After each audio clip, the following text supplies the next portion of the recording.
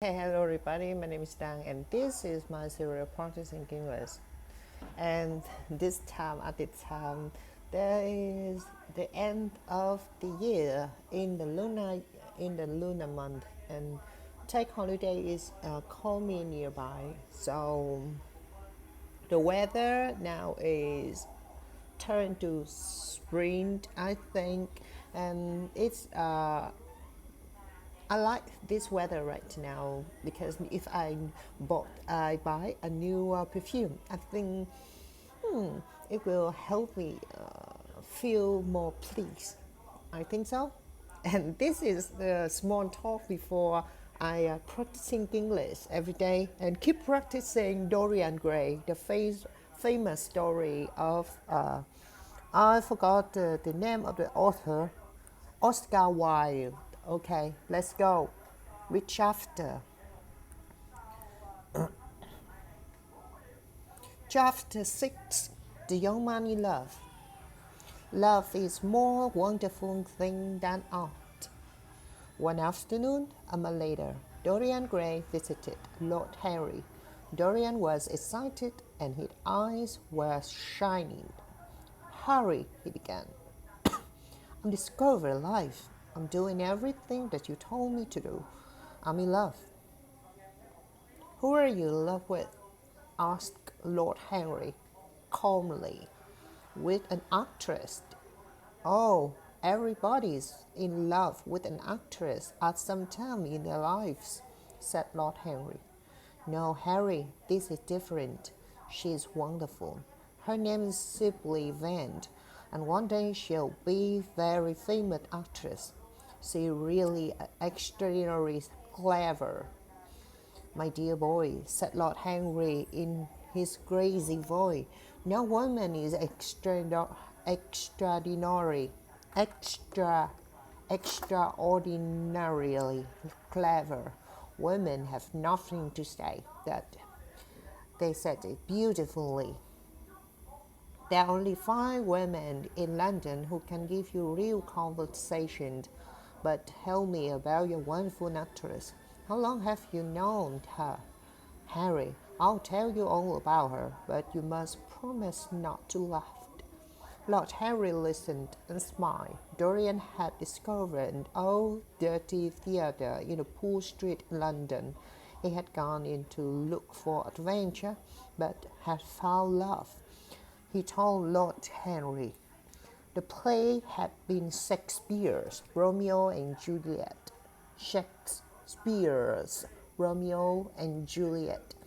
Romeo was fat old man with terrible voice, but Juliet, oh Henry, she was about 17, with dark brown hair and face like a flower. She was the loveliest girl that I ever seen in my life, and her voice was like music. I love her, Harry. She's everything to me. Every night I go to see her in different places, and she always wonderful. That's the reason, I suppose, why you never have dinner with me now, said Lord Henry.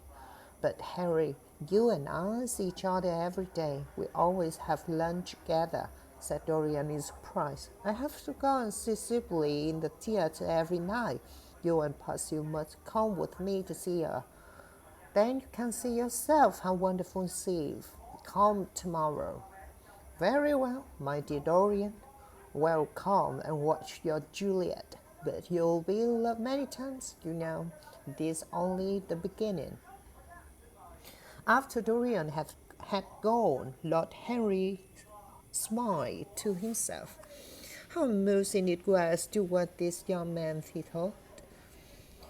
He was very different now from the frightened boys in Basil Hallward's house. He had opened like flowers in the sun and was learning to enjoy every pleasure in life. And it is I thought, Lord Henry, who have taught him how to do this. When Lord Henry returned home that night, there was a letter for him lying on the table. It told him that Dorian Gray was going to marry Sibyl Vane. Mother, I'm so happy, cried the girl, and you must be happy too. Miss Van put her thin white hands on her daughter's head. I'm only happy when I see you in the theater, she said. And we are poor. We need the money. Don't forget that. What do we know about this young man?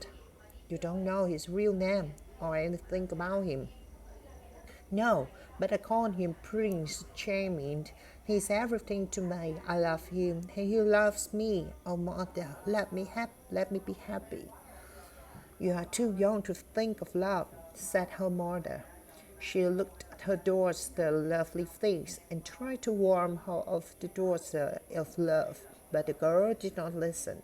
She was locked in her prison of love. At the moment the girl's brother entered the room, he was a heavy, dark young man, and not at all like his sister. I've heard about the gentleman who visits you every night at the theater, he said to his sister.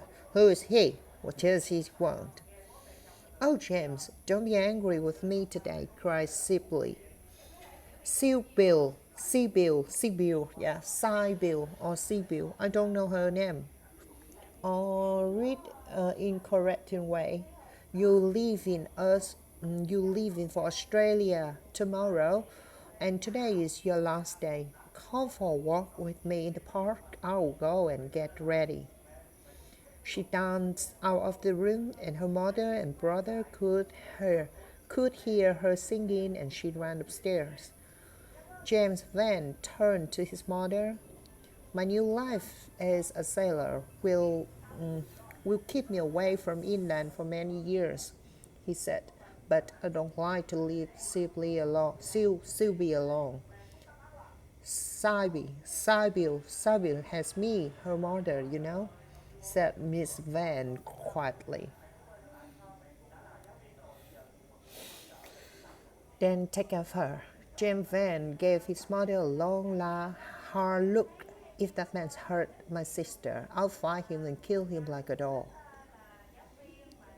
As they waited for Dorian Gray next night, Lord Henry and Basil Hallward discussed Sybil Van. Basil had not been happy at the news of Dorian's marriage plans. An actress? He had cried. But Dorian is a gentleman and grandson of Lord Kelso. He can't marry an actress. Why not? Lord Henry said coolly. He'll love her quietly for 6 months. Then suddenly he'll be in love with another woman. It will be very amusing to watch. But when Dorian arrived and told me the story of his love, Basil became a little happier. You're right, he told Dorian. The woman that you love must be wonderful. I can see already that she changed you. Yes, said Dorian happily. Yes, Sybil has changed me. From this moment I shall be good. I'll never listen again, Harry. To your dangerous ideas about life and pleasure. Lord Henry smiled. Ah, he said, when we are happy, we are always good, but when we are good, we are not always happy. Basil Hallward shook his head at this, but Dorian laughed. You cut life to pieces with your clever words, Harry. The theatre was crowded and noisy, but when Sybil Van appeared, everyone became silent. She was one of the most beautiful girls that Lord Henry had ever seen. Lovely, lovely, he said softly. But although Sybil looked beautiful, her voice sounded unnatural. She spoke Julia's words, but there was no feeling in them. Her voice was lovely, but it took away all the life from the words. People in the theatre began to talk loudly, and after half an hour, Lord Henry stood up and put on his coat. She's very beautiful, Dorian, but she's not an actress. He said, let's go. I think that Miss Van must be ill, added Basil. We'll come another night. Dorian did not look at them. Go away. I want to be alone, he said miserably. And his friend left. He covered his face with his hands. When the play came to its painful end, Dorian went to see Sybil. I wasn't very good, Juliet, tonight, she said, and looked at him with love in her eyes. You were terrible, said Dorian coldly. My friend was bored. I was bored. I suppose you were ill. She did not seem to hear him. Dorian, she cried. Before I knew you, the theater was my only life. I thought that it was all true. I knew nothing but shadows, and I thought that they were real. But you taught me the difference between art and life.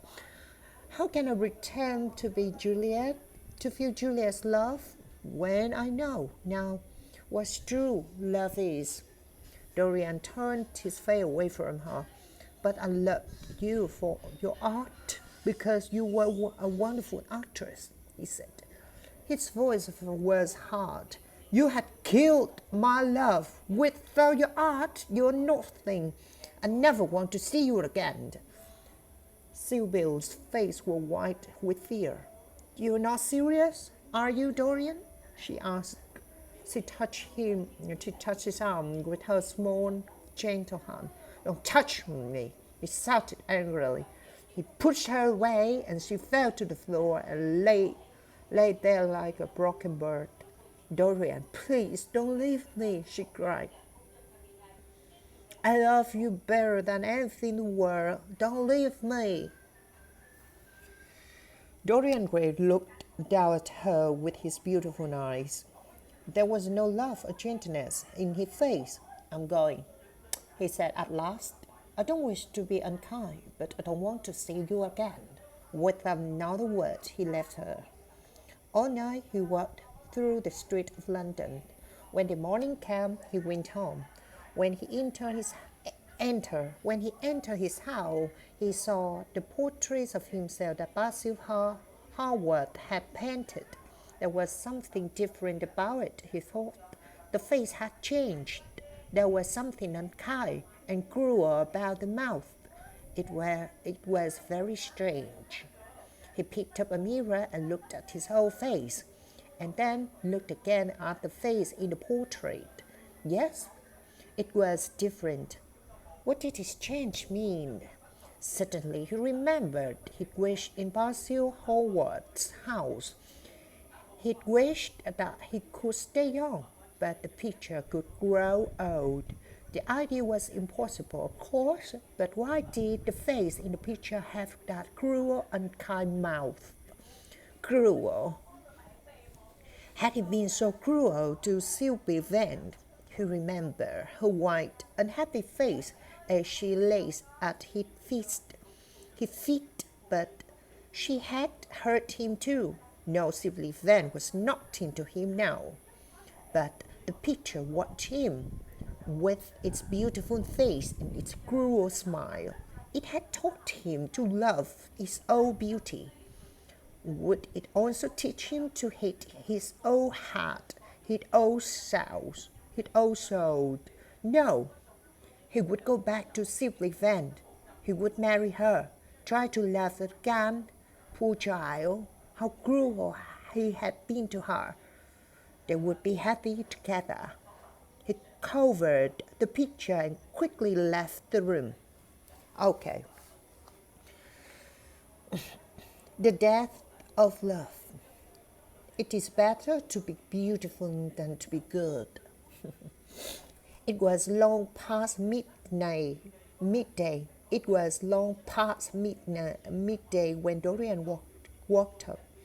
His servant brought him tea and his letters, but he did not read them. Yesterday seemed like a bad dream, but when he went downstairs, he saw the covered picture. Should he uncover it? He wondered. Had the face in the picture really changed? Did he want to know? He lit a cigarette and thought for a while.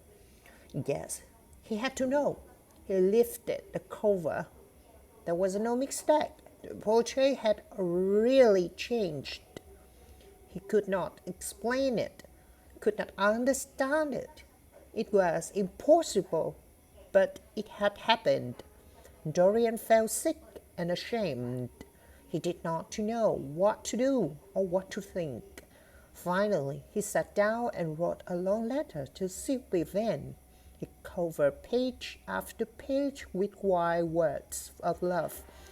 Then suddenly he heard Lord Henry's voice at the door. Dorian jumped up and covered the picture. "My dear boy," said Lord Henry, as he came in, "I'm so sorry, but you must not think too much about her." "Do you mean about Sylvie Van?" asked Dorian. "There's nothing to be sorry about. I want to be good. I'm going to be happy. I shall marry Sylvie Van. I'm not going to break my promise to her." "Marry Sylvie Van?" Lord Henry stared at Dorian. "Didn't you get my letter?"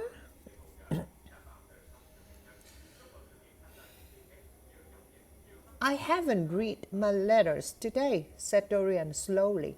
Lord Henry walked across the room and took Dorian's hands in his own. "Dorian," he said quietly, "don't be frightened. My letter told you that Sylvie Van is dead. She killed herself at the theater last night." "No, no, that's impossible," cried Dorian. He pulled his hands away and stared at Lord Henry with wide eyes. "This is terrible, Harry. I have murdered Sylvie Van. Sylvie Van." "She killed herself," said Lord Henry calmly. "You didn't murder her. She killed herself because she loved you. It's very sad, of course, but you mustn't think too much about it. You must come and have dinner with me. Harry listened. Last night, I told her that I didn't want to see her again, but after I left her, I realized how cruel I had been. I decided to go back to her, to marry her. No, she dead. Harry, what shall I do? Don't you know the danger that I am in?" "My dear Dorian," said Lord Henry, "marriage with Sylvie Van was not for you. No. Marriages like that are never successful. The man quickly becomes unhappy and bored. Of course, he's kind to his wife. We can't always be kind to the people that we're not interested in. But the woman soon discovers that her husband is bored, and then she either becomes terribly unfashionable or wears an expensive hat that another woman's husband has to pay for." The young man walked up and down the room. "I suppose that's what true," he said unhappily. "But Harry, I don't think that I'm cruel, do you?" Lord Henry smiled. He told Dorian Gray that he wanted to hear, and then he told him clever, amusing stories about the woman that he himself had loved. He said that Sylvie Van's death was a beautiful end to love story for an actress. The girl never really lived. He continued, "So she never really died. Don't cry for Sylvie Van. She was less real than Juliet."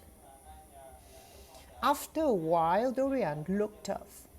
"You have explained me to myself, Harry," he said slowly. "How well you know me. But we won't talk of this again. It's been a wonderful lesson for me, that's all." When Lord Henry had left, Dorian uncovered the picture again. He had chosen between a good life and a bad life, he thought, but then he realized that in fact he had already chosen. He would stay young forever and enjoy every wild pleasure that life could give him. The face in the picture would grow old and ugly and unkind, but he would stay beautiful forever. covered the picture again and smiled. An hour later, he was at Lord Henry's house, and Lord Henry was smiling at his side. Chapter 10. While Dorian was having breakfast in the next morning, Basil Hallward came to see him. At last I found you, Dorian, he said seriously. I came last night, but they told me that you'd gone out to dinner with friends. I knew that wasn't true, of course. I wanted to tell you how sorry I was about Sibyl Vane, poor girl. Oh, my dear Basil, said Dorian. He looked bored. I was at Lord Henry's house last night. It was a very amusing evening. Basil stared at him. You went out to dinner? He said slowly. You went out to dinner when Sibyl Vane was lying dead in some dirty theatre. Stop, Basil. I won't listen to you. Dorian jumped to his feet. Sibyl Vane is in the past, finished, forgotten. You've changed, Dorian, said Basil. You had never the same wonderful face, but where is the kind and gentle boy who sat for my portrait? Have you no heart? Yesterday my heart was full of sadness. I had cried for Sylvie, yes, but I cannot cry today. I have changed, Basil. I'm a man now, with new feelings, new ideas. Don't be angry with me. I am what I am. There's nothing more to say. Basil watched him sadly. Well, Dorian, he said at last, I won't speak of poor Sylvie again, but will you come and sit for another portrait soon? No, never, said Dorian quickly. It's impossible. But why? Asked Basil. Very surprising. And why you cover my portrait? He walked across the room towards the painting. Dorian cried out in fear and ran between Basil and the portrait. No, Basil, you must not look at it. I don't want you to see it. His face was white and angry. If you try to look at it, I'll never speak to you again. The artist stared at him. Why can't it look at my old work? He asked. I'm going to exhibit it in an art gallery in Paris soon. Dorian tried to hide his fear. But you told me that you would never exhibit a picture. Why have you changed your mind? He came closer to Basil and looked into his face. Tell me why, he said. Basil turned away. After a while, he said slowly, I see that you too have noticed something strange about the picture, Dorian. You changed my life as an artist from the moment when I met you. You became very important to me. I could not stop thinking about you. And when I painted this portrait, I felt that I put too much myself into it. I could not let the other people see it. He was silent for a moment, then turned back to Dorian. Perhaps you're right. I cannot exhibit the picture. Will you let me look at it again? No, never. The artist smiled sadly. Well, I've told you my secret now. Try to understand me, Dorian. You've been the one person in my life who had really influenced my art. As he left the room, Dorian Gray smiled to himself. What a dangerous moment that had been. Poor Basil. Although he has told his own secret, he had not discovered Dorian's secret. But the picture, he must hide it away at once. No one must ever see it again. He had covered the portrait, carried upstairs to a small room at the top of the house. Then he locked the door and kept the key himself. He felt safe now, because only his eyes would see terrible changes in that beautiful face. When he returned to the room downstairs, he picked up a book that Lord Henry had lent him. He sat down and began to read. It was the story of a rich man who had spent his life searching for beauty and pleasure of all kinds, both good and bad. Dorian read for hours. It was a frightened book, full of strange ideas and dangerous dreams that slowly became real for Dorian. Dorian read this book many times. In fact, he could not stop reading it. And over the years, it became more and more interesting to him. He felt that the Frenchman's life was a mirror of his own. I think this is the end for today. Thank you for listening, and until next time.